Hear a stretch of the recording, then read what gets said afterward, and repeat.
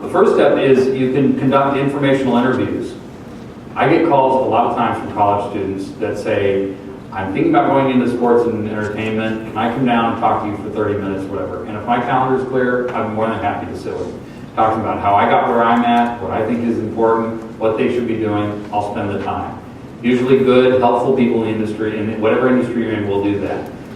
So seek out opportunities to do that. You can use your, any contacts you've got, your parents who may know people, other friends, parents who may know somebody who can give you 30 minutes of their time just to talk to you about how did they get where they are, what are some of the things that they think would be good advice for you. It doesn't mean they're pitching them for an opportunity. You're not trying to say, and by the way, would you hire me? Or, and by the way, can I get an internship? Just go in with the expectations of, I just want to meet this person, I want to hear what they have to say. It's a really, really good opportunity to make contacts. And a lot of times, when I remember back to, I met somebody, they seem pretty bright, they seem pretty engaged. I may not have an opportunity for them, but I may hear of a colleague who does, and I'll call them and I'll say, you know what, here's somebody you should talk to. I only know her from an informational interview, but she seems really bright, you should talk to her. The next step is a pretty standard one, preparing your cover letter and your resume. And the one advice that I have there is just don't create a blanket one that you send out to everything. It's a lot of work and it's very, it can be very tedious, but if you've got an opportunity that you're applying for, you should have a job description. You should have some sort of material that tells you this is what the job is, even if it's an internship. If it's an organization that has their act together, they'll have a description that says this is what the opportunity is. So you should be able to look at that and look at what would be maybe your stock resume, okay, your basic one that has kind of all your stuff on it. And then figure out, okay, how do I rewrite my resume? How do I transform this so that it really fits this job description? Now, it doesn't mean you're going to lie and you're going to misinterpret what your experience is, but you're going to look for natural connections, and you're really going to want to try and highlight that.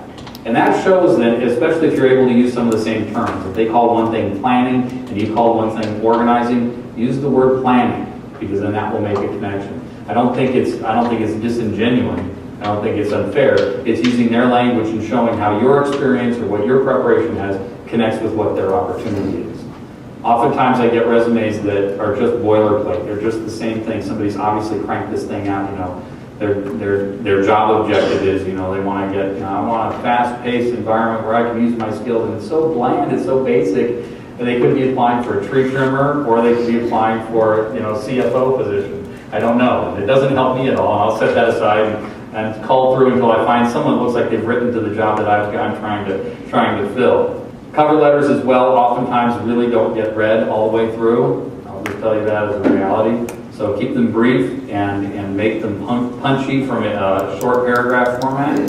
The bottom line here is just to spend some time doing that. Don't think that just because you have the cover letter and a resume, you can start changing the to and the header on the letter and the address and you're done. It really does take work every job application or every internship application if you want to do it right and be considered a real credible candidate for that opportunity. And the other thing is also to be really accurate and be truthful. A lot of times, especially as a student or somebody that's very early in their career, you're not expected to have, solved, cured cancer or, done, extremely great things. You're at the start of your career. Everybody gets that. So be realistic in what your achievements are. Be very truthful. Don't be misleading. Oftentimes I'll sit down at a table with somebody and I'll read their resume or their cover letter. I'll say, wow, this sounded really good. You were the head of this big project, and tell me what it really was. And it turns out that they were head of a project that had 2 other people on it, but the way it was presented, it sounded like it was this big, massive, important thing. And I just thought, well, is this person being a little bit delusional, or are they being deceptive? And either way, I don't want to hire a person that's delusional or deceptive. So it kind of undermines your credibility. I've always found that just being honest and being truthful is a much better path to an opportunity for you.